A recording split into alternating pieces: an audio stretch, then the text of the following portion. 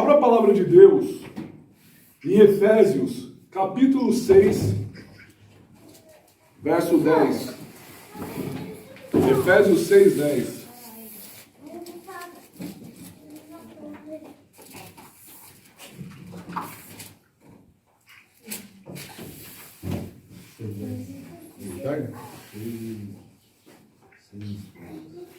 O Senhor, Ele colocou no meu coração, se pelo menos a gente fazer uma vez por mês um culto de batalha espiritual, independente de ter campanha. Por exemplo, se a gente começar uma campanha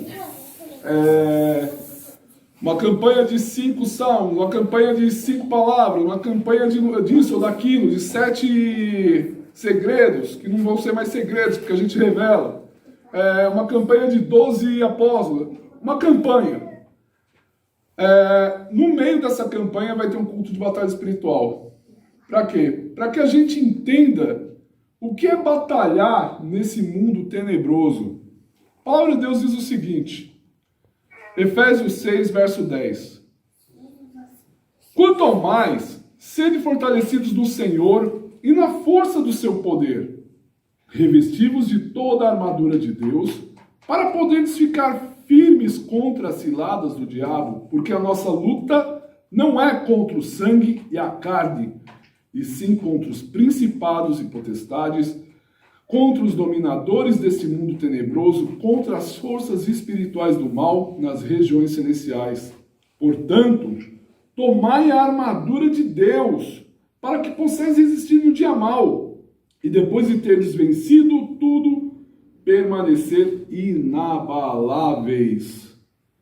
Estais, pois, firmes, cingindo-vos com a verdade e vestindo-vos na couraça da justiça. Calçai os pés com a preparação do evangelho da paz, embraçando sempre o escudo da fé, com o qual podereis apagar todos os dardos inflamados do maligno. Tomai também o capacete da salvação e a espada do Espírito, que é a palavra de Deus, com toda oração e súplica, orando em todo o tempo no Espírito, e para isto, vigiando com toda a perseverança e súplica por todos os santos. Até aqui. Vamos orar. Pai de amor, em nome de Jesus, nós apresentamos esse momento da palavra diante de Ti, Senhor. Nós apresentamos, Senhor, este momento em que o Senhor vem falar conosco, para que a gente possa, Senhor, entender quais são as armas espirituais que o Senhor nos dá, para que a gente vença, Senhor, todas as astutas ciladas do diabo. Pai, vem, coloca sobre nós esse capacete da salvação, essa couraça da justiça, esse cinturão da verdade, Senhor, essas sandálias do evangelho da paz, essa espada do Espírito, para que a gente possa, Senhor, cada vez mais, em nome de Jesus, estar debaixo de acordo com a Tua vontade. Assim nós te pedimos em nome de Jesus. Amém. Só, se a gente for entender o que é essa região de Éfeso, o apóstolo Paulo, ele escreve essa carta. Esse local era um local ao culto da deusa Diana dos Efésios. Já começava dali, era um local de culto. Ou seja, tinha um local assim, de idolatria a essa deusa. Tinha ali também, para ter uma ideia, uma das cidades mais importantes da Ásia. Éfeso era uma das cidades mais importantes da Ásia. Os judeus, eles podiam também ter liberdade de culto. Sabe os judeus poderem ter liberdade de culto aí nessa cidade? Os judeus, eles podiam ter. Só para você ter uma ideia, quem fundou a igreja de Éfeso foi o apóstolo Paulo. Ali em Atos 18, 19, 20 e 21, ele fundou a igreja de Éfeso. E essa mesma igreja que está sendo relatada lá em Apocalipse 2, de 1 a 7, que diz que era a igreja, que ela era muito boa na doutrina, ela era muito boa em tudo que ela tinha que fazer, porém ela tinha perdido o primeiro amor. Em outras palavras, é muito comum a gente, às vezes, estar só no piloto automático. Todo mundo já passou o momento de ir para a igreja no piloto automático. Tá ali, ó, só liga. Ligou você tá ali, a pessoa tá falando, você... tô aqui no piloto automático, tá seguindo. Todos já tiveram esse momento. E isso era interessante. Essa igreja ela era uma igreja de doutrina muito boa. Porém, ela havia se esquecido do primeiro amor. O Júnior já está ajudando ali, né? Isso aí. Eu acho interessante que o apóstolo Paulo, ele fala para as pessoas serem fortalecidas na força do poder de Deus. Ele fala que ele já começa, né? Que é uma proteção aos cristãos. Verso 10, quanto ao mais serem fortalecidos no Senhor e na força do seu poder. Ele já estava dando uma direção para aquele pessoal daquela igreja ser fortalecido no Senhor e na força do seu poder. Muitas vezes a gente precisa ser fortalecido no Senhor e na força do seu poder. E ele dá as dicas ali. Ele fala ali. E aí ele vai seguindo, revestidos em toda a armadura de Deus para poder ficarmos firmes contra a cilada do diabo. E aí que às vezes a gente pensa que a gente tem que saber nome de demônio, tem que saber nome disso ou daquilo, não necessariamente porque a Bíblia ela não fala, ela não dá os nomes abrasileirados. Tem muito nome que já está brasileirado, e não. A Bíblia ela não fala disso. A Bíblia, para falar a verdade, ela fala que demônio... só para você ter uma ideia, na Bíblia você só vai encontrar alguns nomes de demônios. Satanás, que é o adversário. Você vai encontrar Abaddon ou Apolion, que é um dos demônios lá do livro do Apocalipse. Você vai encontrar também na Bíblia, se eu não me engano, também, Legião, que é uma multidão de demônios numa pessoa só. Esses são os únicos que você vai encontrar que tem nome na Bíblia. Mas demônio é demônio, ponto final. E como eu me foco na Bíblia, eu não fico falando, o nome daquele ali é o tranca-rua, o nome daquele ali é um sete voltas, aquele nome... Não está na Bíblia, gente. Eu procuro trazer aquilo que está nas Escrituras, aquilo que as Escrituras dizem. A melhor pregação é aquilo que está na Bíblia. O resto é viagem. Só para vocês terem uma ideia, no Brasil, quando começou esse movimento de batalha espiritual, no Brasil, o pessoal estava com uma mania muito doida, por causa dos espíritos territoriais, que dizia ali, né? Os espíritos territoriais. E vocês acreditam que tinha pastor, para querer marcar território, olha que loucura, hein? Saiu urinando aí pelas ruas de São Paulo, gente. Eu tô falando, gente, parece piada, mas é verdade, infelizmente. Parece que os pastores urinaram aí pelas ruas de São Paulo para poder marcar território. Não, esse território não é... Aí você fala assim, meu Deus do céu, misericórdia do Senhor. Só que a gente pode analisar que existe realmente esse negócio de principado e potestade. Eu que sou do estado da capital São Paulo, também já foi, né, São Paulo. Interessante, por que uma rua que nem a Cracolândia, região da Cracolândia, só junta pessoas desse tipo? Só para usar crack. Já tentaram espalhar aquilo ali, mas as pessoas estão sempre voltando ali. Já prestou atenção nisso? Por que tal determinada rua de São Paulo, a Boca do Lixo, a Aurora, é ponto de prostituição ali, uma casa de prostituição atrás da outra. E olha, o pessoal tenta tirar aquilo dali, mas não adianta, volta. Porque é aquilo que existe, principados, potestades, dominadores. Para ter uma ideia de principado e potestade, o profeta Daniel, ele estava orando, esperando uma resposta de Deus, e ele ficou 21 dias orando em jejum. 21 dias orando. E aí o anjo apareceu, olha, ainda bem que você continuou orando, porque a tua oração, você orando constantemente, a sua bênção já tinha sido liberada. Aquilo que você pediu para o Senhor já tinha sido liberado, mas havia o principado da Pérsia, um demônio, que estava lá na briga daquele mundo espiritual. A carta de Judas fala que Satanás e o arcanjo Miguel, eles contenderam pelo corpo de Moisés. Diz lá, Judas, uma única carta ali que ele contendeu. E aí o arcanjo Miguel falou, o Senhor te repreenda. Então você começa a olhar que realmente o mundo espiritual, ele existe. O mundo espiritual, ele existe realmente principados e potestades. E qual que é a função da igreja? É orar e resgatar. Só para você ter uma ideia, ali na Cracolândia de São Paulo, existe a Cristolândia. Surgiu através de um pastor batista, que um dia ele estava evangelizando ali na Cracolândia, tirando pessoas, e aí chegou um traficante nele e falou: eu evangelizo aqui mais que você. Porque o diabo ele evangeliza também. Ele evangeliza para o evangelho dele.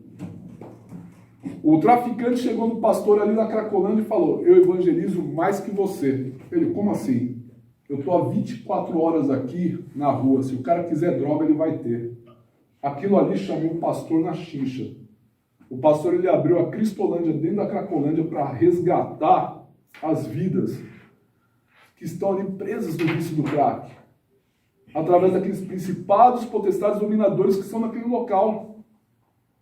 E eu acho muito forte isso aí. Estava falando, Júlio, que tem local que só tem ponto de prostituição e o pessoal tenta acabar e não sai.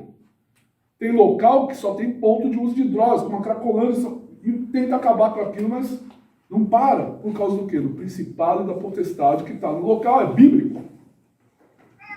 E aí eu acho interessante que ele fala para nós, crentes, lendo aqui verso 10 em diante, para todos nós: quanto ao mais, sede fortalecidos no Senhor e na força do seu poder, revestidos de toda a armadura de Deus, para poderes ficar firmes contra as ciladas do diabo, porque a nossa luta não é contra sangue e a carne, e sim contra os principados e potestades, contra os dominadores desse mundo tenebroso, contra as forças espirituais do mal nas regiões celestes.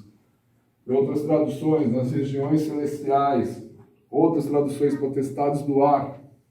Eu acho muito interessante. Quando eu trabalho uma questão de oração, essas coisas, o pessoal foi no Monte Viu, eu não chego e saio orando. Primeiro eu busco uma direção de Deus por que a gente vai orar. E tem sempre a palavra de Deus. E aqui a gente presta atenção nesse negócio da batalha espiritual. A nossa luta não é contra o sangue nem contra a carne, mas sim contra os principados e potestades e dominadores. Às vezes pode acontecer de ter uma pessoa lá no seu trabalho que está te afligindo. Uma pessoa lá no seu trabalho que ela está te deixando assim, poxa, ela está te incomodando. Ou uma pessoa aqui no seu trabalho que está te afrontando. E às vezes você precisa orar a Deus, se revestir, a palavra diz, revestir na força do seu poder, se revestir na força do poder de Deus. Quando a gente se reveste na força do poder de Deus e a gente ora, pode apostar, a situação uma hora muda. E se a situação não mudar, Deus ele muda você, como ele fez com Ló e Sodoma e Gomorra. Só para se ter uma ideia, Sodoma e Gomorra era uma cidade que havia um justo chamado Ló. Abraão, isso está lá em Gênesis, Abraão ele chegou e questionou com Deus: olha, se tiver 50 justos na cidade, você poupa a cidade? Deus falou: por causa desses 50 justos, eu poupo a cidade. Se tiver 20 justos, o senhor poupa a cidade? E Deus falou: se tiver 20 justos, eu vou poupar essa cidade sim. E Abraão: se tiver uns 10, se tiver 10 eu vou poupar. E se tiver um só, você poupa? Deus, eu poupo. E aquilo, no livro do Apocalipse, Deus, ele não vai acabar com esse mundo, sabe por causa do quê? Por causa da igreja. Em outras palavras, assim como ele tirou Ló de Sodoma e Gomorra para lançar juízo àquela cidade, ele vai tirar os santos daqui, ele vai tirar nós, a igreja de Cristo daqui, para que ele lance juízo nesse mundo tenebroso. Deus, quando ele quer lançar o juízo num local, ele tira os teus santos. E é aí que eu entro. Se a situação do teu trabalho não mudar, ele vai mudar você de lá e vai te mandar para algo melhor, porque a porta que Deus abre, ninguém fecha. E Deus, ele tira a gente, sempre quando Deus ele tira a gente de algo, ele manda a gente para uma situação melhor. Eu acho que quando a gente veio para cá, para o Japão, é porque Deus ele tirou a gente da onde a gente estava no Brasil, para que a gente pudesse ter uma condição melhor. Deus, quando ele precisou salvar o povo de Israel, Deus mandou José na frente, para que o povo, as tribos de Israel, fossem salvas no Egito, para depois voltar da fome, daquilo que estava causando a fome na terra. E mandou José na frente para se tornar governador. E depois, quando Deus tinha um propósito maior, mandou o povo de volta para a sua terra prometida.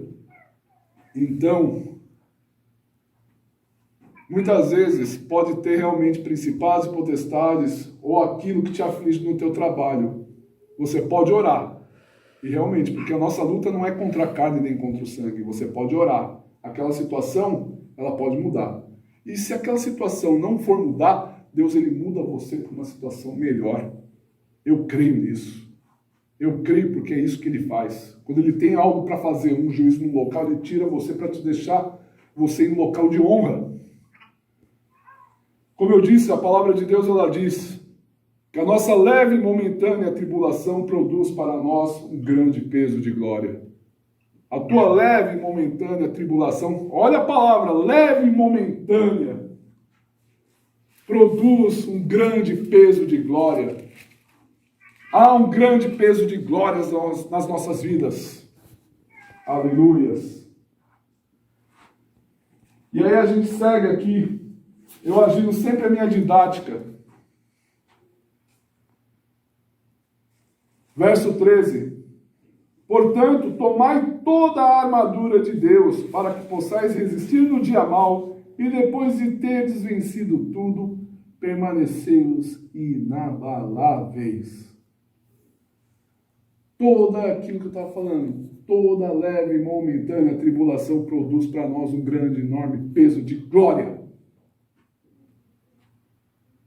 Estais, verso 14, pois firmes, cingindo-vos com a verdade e vestindo-vos com a couraça da justiça.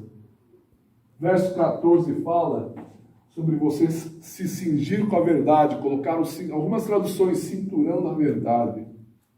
Quando você anda com a verdade do seu lado, olha, o inimigo, a pessoa pode se espernear, mas se você andar com a verdade, ninguém pode vencer a verdade.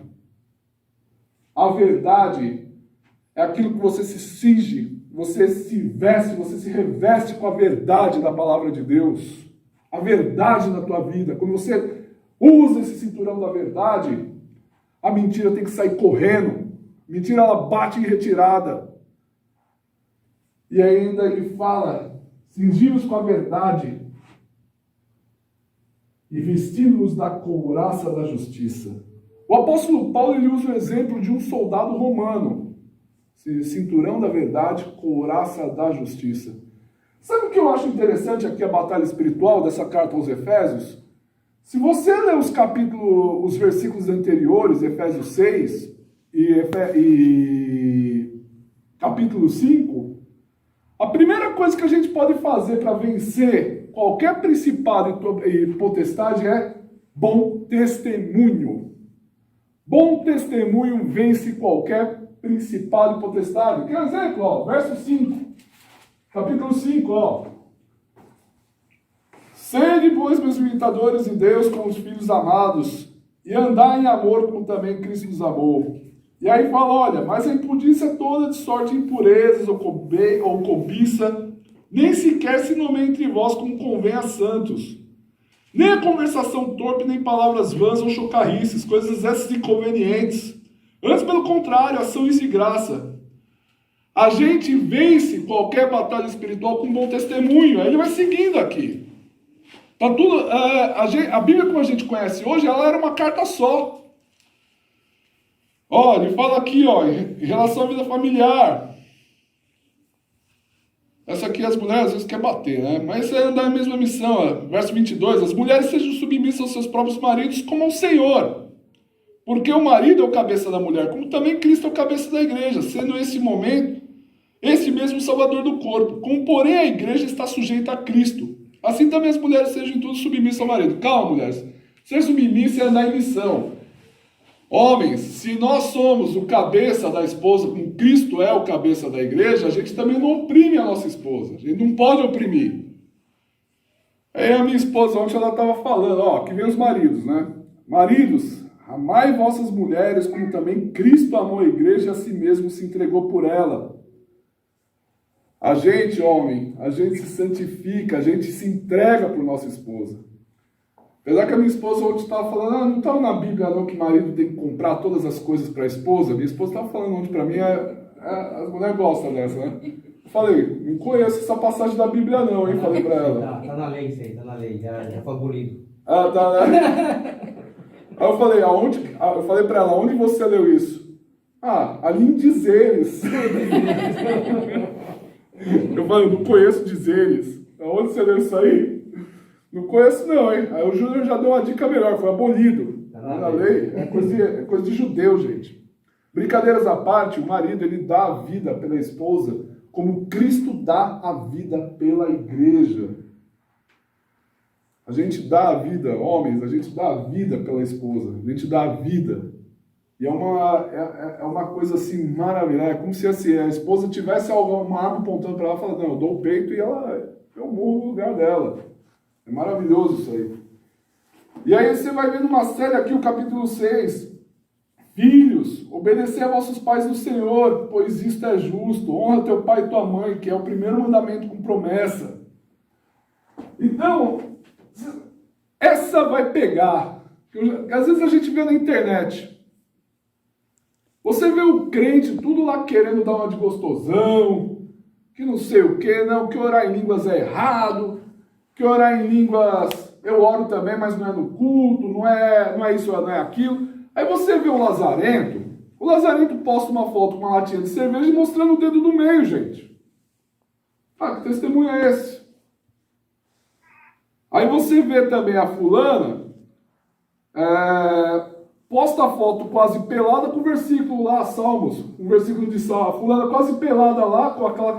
Por que as mulheres fazem biquinho de pato, gente? Faz aquele biquinho de pato lá e coloca lá, o Senhor é meu pastor, nada me faltará. E o que eu acho engraçado, que as pessoas ficam colocando, não, eu tô em batalha espiritual, que não sei o que, eu tô sendo afrontado pelo inimigo, mas eu vou vencer, eu já fiz minhas coisas. Deus não responde mandinga, gente. A pessoa não anda em santidade. A palavra de Deus fala, sede santos, porque eu sou santo. Eu não conheci nenhum versículo do Palmeiras ainda, Júnior. Tem? Não tem. Não tem, né? Tem. Tem? Qual que é? É da Palmeiras, né? Mas o que eu acho interessante é que a pessoa fala, não, eu tô enfrentando a luta com o diabo, tô não sei o quê. Mas daí você vê a pessoa postando foto quase pelada na rede social, com o versículo bíblico do lado, sensualizando ali. Aí você vê lá o cara lá postando lá, eu sou de Jesus, mostrando o dedo do meio ali na foto, você fica olhando assim, rapaz, que testemunho é esse? A primeira regra para vencer uma batalha espiritual é ter testemunho, gente. É testemunho da palavra de Deus. Quando a gente tem testemunho, é como uma vez, só para vocês terem uma ideia, essa eu vou contar um testemunho. É testemunho esse, gente. Teve um momento da vida que eu estava afastado do Senhor. Aí eu estava assim, não, que é isso? O Senhor perdoa todos os pecados, o Senhor está isso, está aquilo lá. E um dia me convidaram para uma festa de Cosme e Damião. Me convidaram. Aí eu fui, gente. Eu não estou criticando uma religião afro. O que eu estou falando é, quando você é de Cristo, Deus, a palavra de Deus, ele pede exclusividade para ele. A palavra de Deus diz que ele é um Deus ciumento. Quando você é de Jesus, Deus tem ciúmes de você, sabia? Deus é ciumento. Aí eu chego numa festa, eu falo assim, sabe uma coisa? Eu vou comer porque a terra é do Senhor. Você usa até o versículo bíblico na safadeza. Sabe quando a pessoa pega o versículo bíblico para usar para safadeza? Sabe aquela pessoa ali, é aquele cara que quer se divorciar da mulher, mas ele faz de tudo para a mulher dar um chifre nele para ele dar um motivo, né? Para sair fora. Mete o chifre logo de mim, mulher, para eu sair fora de você. É crente safado. Gente, isso aí parece piada, mas eu já peguei essas coisas, essa safadeza. E aí eu fui, voltando para a festa. Eu fui lá para a festa. Gente, eu senti um peso ali no local. E a mãe do amigo meu estava incorporada. Aí eu cheguei ali, eu cumprimentei ela. Oi, dona fulana. Ela, salve tu, bichinho. Aí, não é minha mãe que tá aí não, cara. E eu nem estava na autoridade para falar assim, em nome de Jesus, ser liberta, eu nem estava na autoridade ali. Aí você está ali na festa, você você está em pecado, você está ali, tudo. Eu fui lá para comer, gente. Foi fogo. Fui lá para curtir a farra mesmo, né? E aí eu fiquei pensando, depois eu senti um peso, porque eu falei assim, Senhor, eu pequei contra ti. Você vê o quanto eu estou desviado do Senhor. Gente, a gente entende essas coisas do mundo espiritual, que a partir do momento que você se torna de Deus, você se torna um mau pecador. Você não se torna um bom pecador o tempo todo. Eu me lembro que um dia eu dava aula de inglês numa escola lá em São Paulo. Aí eu ficava lá com cigarro no meio dos dedos lá, fumando, pensando, por que eu estou fumando, gente? Por que eu estou fazendo isso? Então eu comecei a entender que o Senhor ele tinha me transformado. E eu mesmo afastado da presença do Senhor, eu já estava um mau pecador.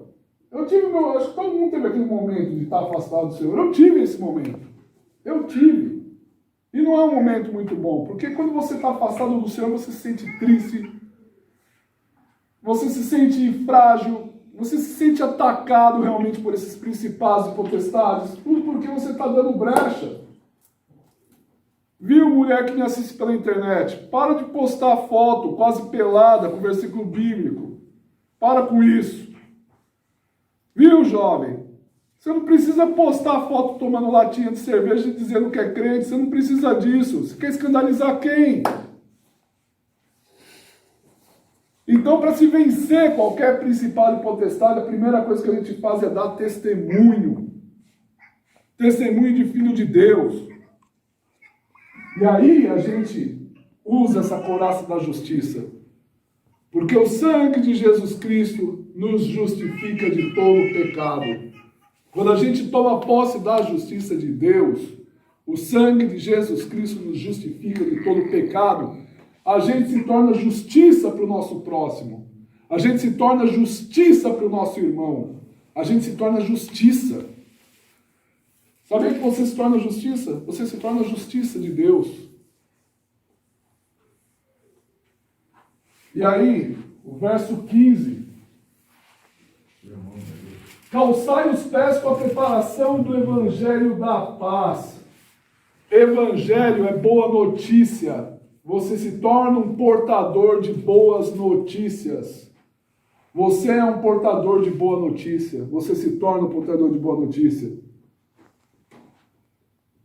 Você é capaz até de alegrar velório, gente. Eu vou exagerar aqui a expressão. Chegar ali, tudo, a pessoa, poxa, fulano tal, fulano, fique em paz. O que importa é que Deus ele tem uma obra na tua vida. Deus ele tem uma obra. Você se torna um portador de boas notícias. Eu gosto muito do Natal. Sabe por que eu gosto do Natal? O Natal é o nascimento do Deus. Fulano, Natal é a melhor época do mundo para você falar de Jesus, porque as pessoas estão abertas. E o Natal você se torna um portador de boas notícias. Quando você coloca o Evangelho, você calça os seus pés para o Evangelho da paz, você é um disseminador de boas notícias. Você traz a paz. Isso me faz lembrar Jesus, quando ele encontrou os discípulos dele, logo após a ressurreição, ele disse, paz esteja convosco.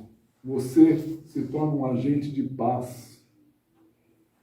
E aí a gente vê aqui o verso 16. Embraçando sempre o escudo da fé, com o qual podereis apagar todos os dardos inflamados do maligno. A palavra de Deus diz que a vitória que vence o mundo é a nossa fé. A palavra de Deus, ela fala, a vitória que vence o mundo é a nossa fé. Pode estar acontecendo, pode estar caindo o mundo tudo. Eu, com os olhos da fé, eu vou longe. Hebreus capítulo 11, ele fala que a fé é o firme fundamento das coisas que não se veem, que se esperam, mas por elas os antigos alcançaram testemunho. Você tem o escudo da fé na tua vida, pode estar caindo o mundo, pode estar caindo o mundo à tua volta, mas pela fé você começa a enxergar a bênção. Pela fé você alcança a vitória que Deus tem para a sua vida. Sabe o que eu acho muito bonito assim da palavra de Deus? Jesus lhe disse uma coisa interessante, acho que está em João, está em Marcos. Quem crer for batizado será salvo. Porém, quem crer e perseverar será salvo. Não basta só crer e ser batizado. Basta crer e perseverar. Fé traz perseverança. Eu vejo que hoje muitos casais estão se diluindo fácil. Estão se separando. Sabe por quê? Porque um não está tendo perseverança na vida do outro. Aquele amor que parece que quando se conheceram, aquela paixão, aquele amor, aquela coisa que foram maturando, foi seguindo tudo, parece que foi se perdendo. E a fé é perseverança. Eu acho que todo mundo já passou por algum estremecimento na vida. Eu e a minha esposa, a gente já estremeceu um momento da vida. Só que eu acreditava que pela fé o Senhor ele restauraria a nossa situação de casamento. E aí o que diz a palavra? Onde abundou o pecado, superabundou a graça. Hoje a gente está super firme, eu e ela. Por quê? Porque ela perseverou em mim e eu perseverei nela. A gente entendeu isso aí tudo e hoje a gente segue bem, segue firme. Parece um casal de namorado. Foi realmente um pedido de paciência. É os pedidos de paciência da vida. Casamento é um pecador falando sim para o outro. Isso eu sempre vou dizer. É um pecador que está falando sim para o outro. Isso é casamento, gente. Poxa, eu digo sim para você, você diz sim para mim. Isso é casamento. E aí, por ser pecador, dois pecadores, um se reconhece no outro. E um completa o outro. E a perseverança é isso. O escudo da fé é perseverar em qualquer situação, seja num casamento, seja num estudo que você quer fazer. Às vezes, eu até penso, poxa, será que ainda eu tenho tempo de fazer uma faculdade? Aí você vê gente de 60 anos no Brasil, né, fazendo faculdade. Gente de... Eu tinha na sala de aula, eu tinha lá um senhor já de 55 anos, no primeiro semestre de Direito. Eu lembro disso aí na sala de aula. E ele foi até o final. Ficava cansado, ficava arrebentado. O velhinho ficava arrebentado. Faculdade arrebenta a gente, ainda mais Direito. 5 anos estudando lei. E aí você sai dali bagunçado, mas você termina. E ele também concluiu. A fé gera perseverança. E aí a gente vê lá o verso 17, que nos diz: tomai também o capacete da salvação e a espada do Espírito, que é a palavra de Deus. Quando a gente toma o capacete da salvação, a gente coloca a mente de Cristo na mente da gente. A palavra de Deus diz para a gente ter a mente de Cristo. E ali fala da espada do Espírito, que é a palavra de Deus. Salmo 119, verso 10 nos diz que lâmpada para os meus pés é a tua palavra, luz para o meu caminho. Quer ter iluminação? Palavra de Deus, Bíblia. Quer Deus falar com você? Faz uma campanha você em Salmos. Pega assim, vou ler todos os Salmos aqui e vou ler na primeira pessoa. Começa a ler as orações do Salmo na primeira pessoa. Você vai fazer uma oração mais linda que a outra. O Senhor é meu pastor e nada me faltará. Ele me faz andar em verdejantes pastos. Ele unge a minha cabeça com óleo, meu cálice transborda. Bondade e misericórdia vão me seguir todos os dias da minha vida. Salmo 23. Salmo 1. Bem-aventurado sou eu, que não ando no conselho dos pecadores, nem me assento nas rodas dos escarnecedores. Antes eu medito na lei do Senhor de dia e de noite. Pega lá Josué capítulo 1, verso 9. Eu sou forte e corajoso. Eu não me espanto.